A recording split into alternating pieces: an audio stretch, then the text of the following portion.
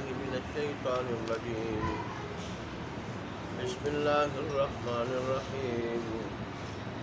وقالوا يا أيها الذي نزل عليه الذكر إنك لمجنون لو ما تأتينا بالملائكة إن كنت من الصادقين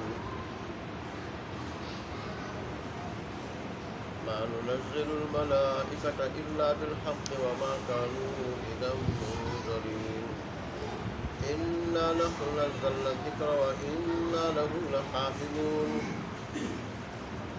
ولقد أرسلنا من قبلك في شيع الأولين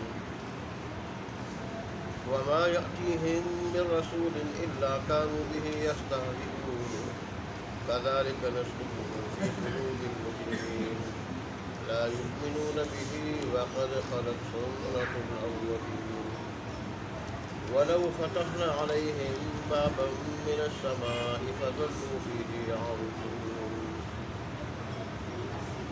لقالوا إنما سكرت أبصارنا بل نحن قوم مسحورون صدق الله مولانا العظيم وصدق رسوله النبي الكريم ونحن على ذلك لمن الشاهدين والشاكرين والحمد لله رب العالمين.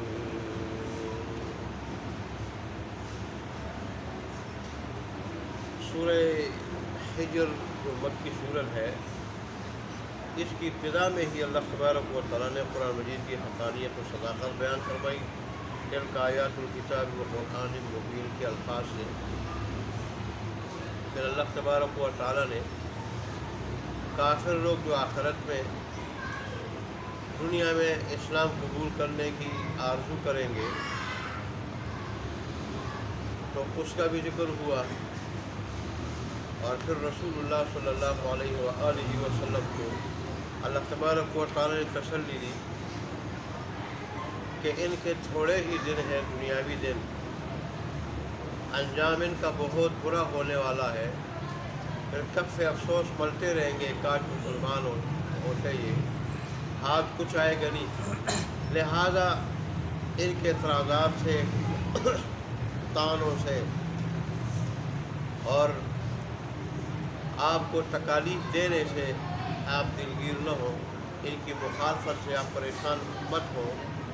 یہ اگر نہیں مانتے تو نہ مانے، ذرہم یأکلوا ویتمتعوا، آپ انہیں چھوڑیے، یہ کھاتے رہیں، پیتے رہیں اور دنیاوی چیزوں سے نفع اٹھاتے رہیں. وَيُلْهِهِمُ الْعَمَلُ، اور ان کی آرزویں ان کو غفلت میں ڈالتی جائیں. فَسَوْفَ يَعْلَمُونَ، قریب جان لیں گے، قریب جان لیں گے. پھر اللہ تبارک و تعالیٰ نے فرمایا کہ ہم نے پہلے بھی جو بستیاں ہلاک کی تو ان کی ہلاکت کے لیے بھی وقت مقرر تھا. ہم فوراً پکڑتے نہیں ہیں، مہلت دیتے ہیں، لیکن جب وقت آ جاتا ہے تو اس وقت سے نہ پھر لوگ آگے ہو سکتے ہیں اور نہ پیچھے.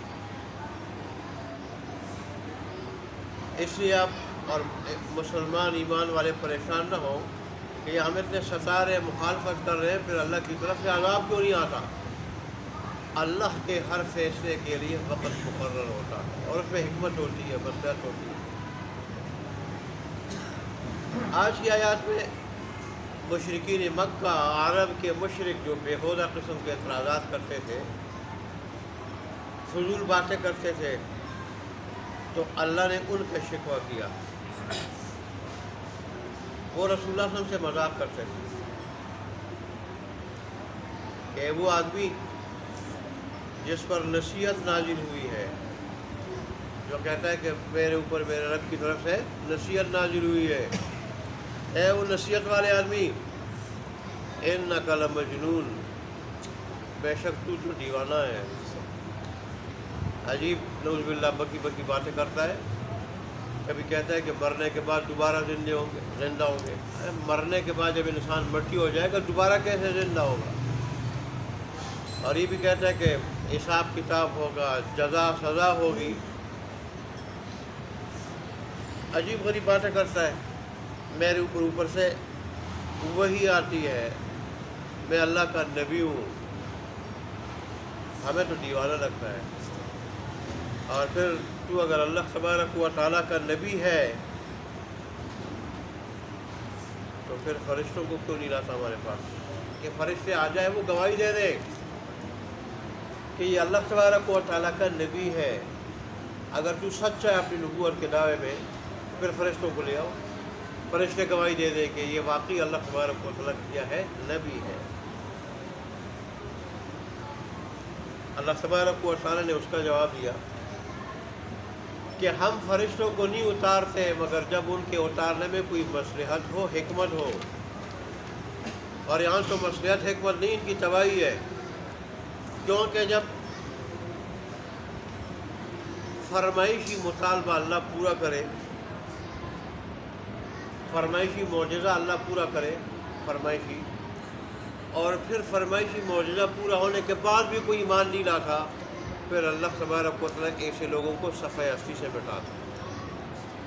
اور مجھے پتہ ہے کہ انہوں نے ایمان لانا نہیں، ایمان لانا نہیں، ایمان لائیں گے نہیں تو پھر ان کو مہلت نہیں دی جائے گی مزید۔ فرمائشی معجزہ پورا ہو پھر بھی ایمان نہ لائے، پھر ان کو مہلت نہیں ملے گی، مٹایا جائے گا۔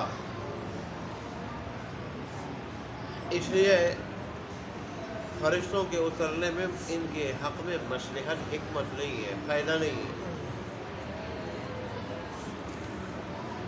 اللہ اکبر۔ باقی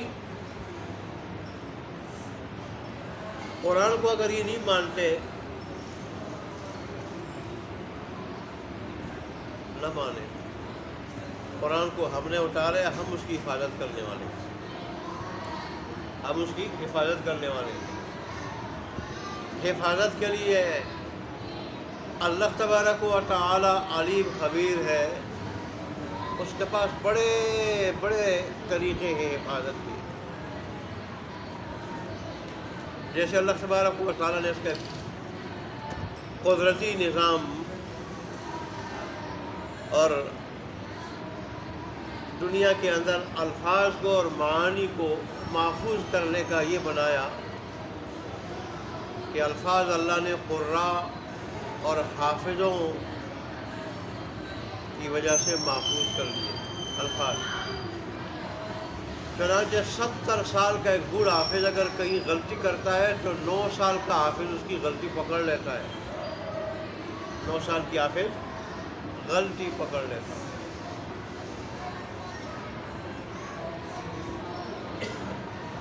اللہ اکبر۔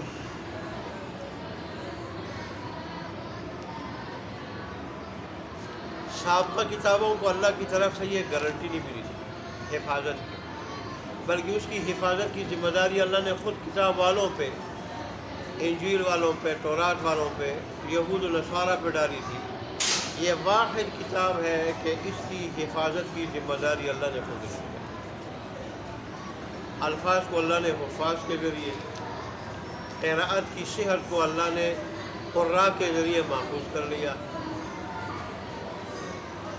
چنانچہ قراءت میں غلطی ہو تو قاری صاحبان پکڑ لیتے ہیں، الفاظ میں کوئی گڑبڑ کرے حفاظ پکڑ لیتے ہیں، اور معانی میں اگر کوئی گڑبڑ کر لے تو علماء پکڑ لیتے ہیں۔ معانی اللہ تبارک و تعالیٰ نے علماء کے ذریعے محفوظ کر لیا۔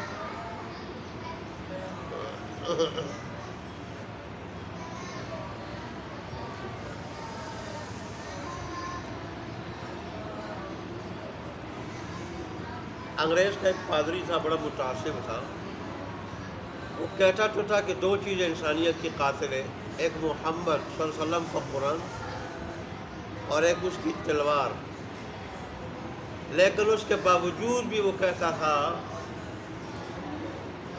کہ اس قرآن کے علاوہ جتنی کتابیں ہیں سب میں تحریف ہو چکی ہے، گڑبڑ ہو چکی ہے، ایک یہ کتاب ہے کہ یہ جیسے رسول اللہ صلی اللہ علیہ وآلہ وسلم کی زبان سے اس کے الفاظ نکلے تھے آج بھی اسی طرح موجود ہے۔ وہ متعصب بھی یہ کہتا تھا۔ دوسرا ایک پادری تھا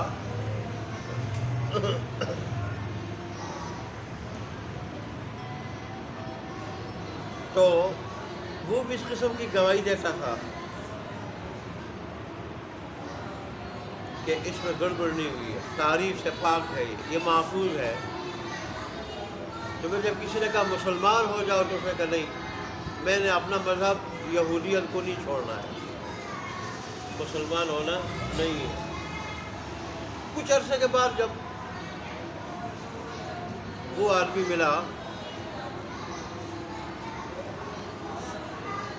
اس عالم کو، مسلمان ہو چکا تھا، تو عالم نے پوچھا کہ آپ تو کہہ رہے تھے کہ میں نے یہودیت چھوڑنا نہیں ہے، پھر یہودیت کو کیسے آپ نے خرابات کیے دی، کیسے چھوڑ دیا، اسلام کیسے قبول کیا؟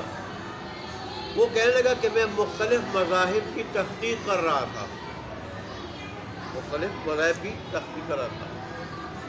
تو جس وقت آپ نے مجھے اسلام کی پیشکش کی، مجھے غور فکر کا موقع ملا اور میں نے غور فکر کیا، تو میں نے کہا یار ابھی تک جو مختلف مذاہب کی تحقیق کرتے آ رہے ہو، اب اس کو کچھ فائدہ بھی ہونا چاہیے، کچھ فائدہ بھی ہونا چاہیے، اس سے کوئی فائدہ بھی اٹھا لو۔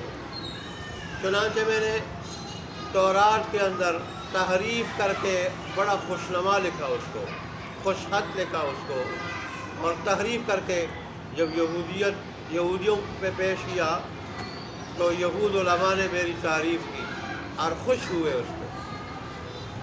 انجیل میں نے تعریف کی اور میں نے وہ پادریوں پر پیش کی، انہوں نے وہ خوش ہوئے، میں نے تعریف کی انہوں نے۔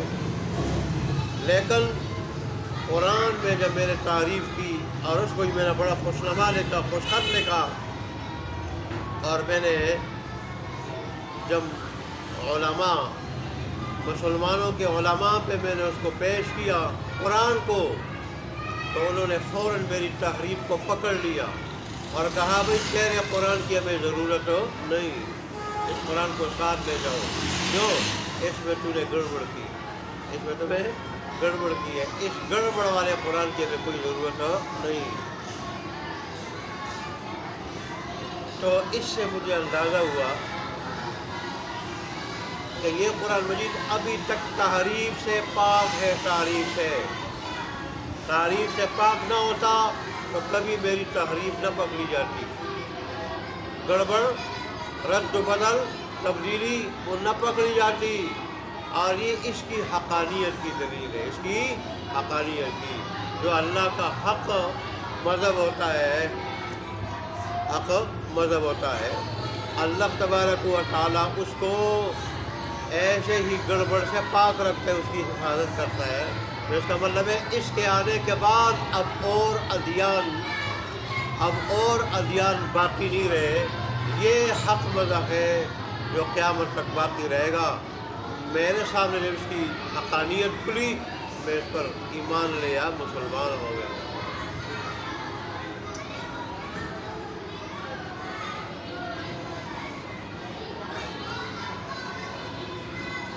اچھا جی، تو اس لیے اللہ فرماتے ہیں کہ یہ اگر نہیں مانتے نہ مانے، ہم نے اس کو اتارا ہے اور ہم اس کی حفاظت کریں گے، ان کی جگہ اور لوگوں کو کھڑا کریں گے، وہ اگر بدل جائیں گے پھر اوروں کو کھڑا کریں گے۔ اور پھر اللہ تبارک و تعالیٰ نے فرمایا مذاق کا ہونا یہ کوئی آپ کے ساتھ نیا کام نہیں ہے، پہلی مرتبہ نہیں ہو رہا، آپ کو تکلیف کا پہنچانا یہ کوئی نیا کام نہیں، آپ کا انکار کرنا، آپ کے دین سے اور آپ کی رسالت سے لوگوں کا انکار کرنا یہ کوئی نئی چیز نہیں ہے، یہ کوئی نئی چیز نہیں ہے، بلکہ آپ سے پہلے بھی ہم نے مختلف گروہوں میں، قوموں میں کئی رسول بھیجے،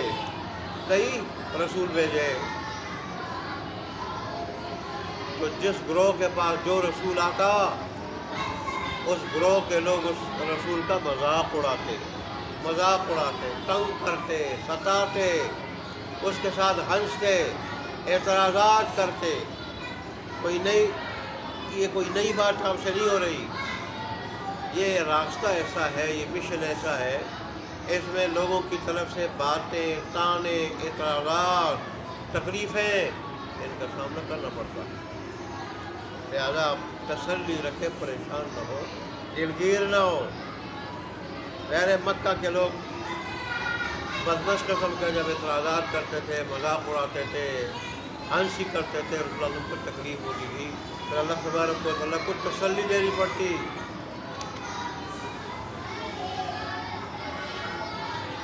اللہ فرماتے ہیں اسی طرح یہ مذاق اور ہنسی ہم نے مجرموں کے دلوں میں چلائی ہے کہ لا یؤمنون بہ، کہ وہ انبیاء پر ایمان نہیں لاتے، ان کے لائے ہوئے دین پہ ایمان نہیں لاتے، لائی ہوئی کتاب پہ ایمان نہیں لاتے، انبیاء کے راستے کو، مشن کو قبول نہیں کرتے، بلکہ مٹانے پہ تل جاتے، ستانے پہ تل جاتے۔